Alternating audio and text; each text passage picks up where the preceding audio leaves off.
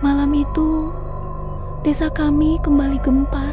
Untuk kesekian kalinya dalam sebulan, Pak RT mengumumkan ada warga yang kehilangan uang dan perhiasan secara misterius. Tak ada jejak, tak ada pintu yang rusak, seolah pencurinya adalah hantu. Orang-orang tua di desa mulai berbisik-bisik, menyebut satu nama yang membuat bulu kuduk berdiri. Babi ngepet. Aku, Budi, awalnya tak percaya. Zaman sudah modern, mana mungkin masih ada yang melakukan pesugihan seperti itu. Tapi desas-desus semakin kencang, menunjuk pada satu nama, Pak Darmo. Tetangga baruku itu memang aneh. Ia jarang bersosialisasi, tapi kekayaannya tampak meningkat pesat. Dalam waktu singkat, rumahnya yang dulu reot kini megah berdiri.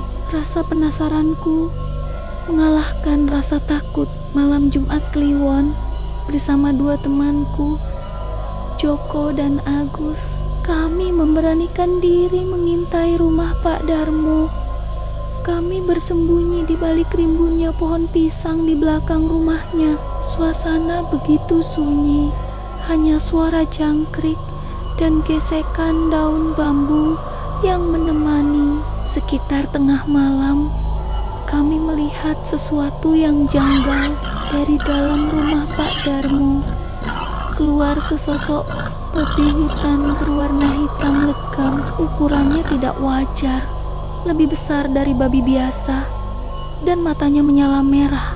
Dalam kegelapan, babi itu berjalan torsiak-siok, seolah membawa beban berat, lalu menghilang ke arah pemukiman warga. Di dalam rumah, kami bisa melihat seberkas cahaya lilin yang berkelip-kelip. Kata orang tua, lilin itu adalah penanda nyawa si pelaku pesugihan. Jika apinya goyang atau meredup, artinya si babi dalam bahaya.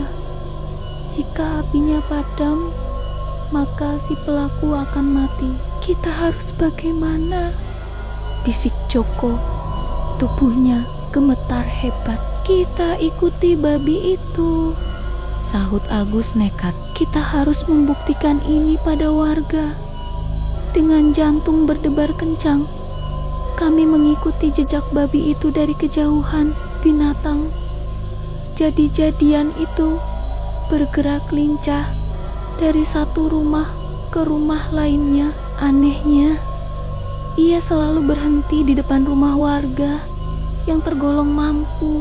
Ia hanya menggesek-gesekkan tubuhnya ke dinding rumah, lalu ia berlari lagi, seolah-olah hanya dengan gesekan itu harta di dalam rumah bisa berpindah.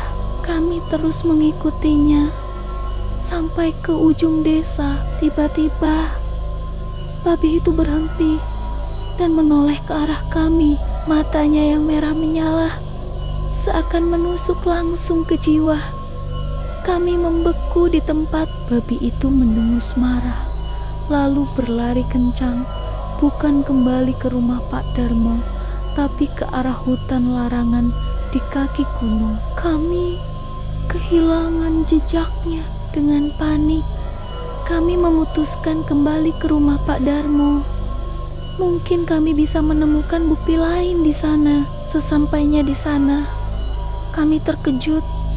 Lilin di dalam rumah itu sudah padam. Pintu rumahnya terbuka sedikit. Dengan sisa keberanian, kami mendorong pintu itu. Di dalam terbaring sosok Pak Darmo di lantai, tak bernyawa. Tubuhnya kaku, dan di sekujur tubuhnya ada goresan-goresan luka. Rupanya saat menjadi babi, ia tak sengaja menggesekkan tubuhnya ke pohon berduri di hutan. Lilin penanda nyawanya padam, dan ia tak bisa kembali menjadi manusia. Ia mati dalam wujudnya yang paling serakah. Sejak malam itu, desa kami kembali tenang. Tak ada lagi pencurian misterius, tapi bayangan babi hitam dengan mata merah menyala itu tak akan pernah hilang dari ingatan kami. Kisah Pak Darmo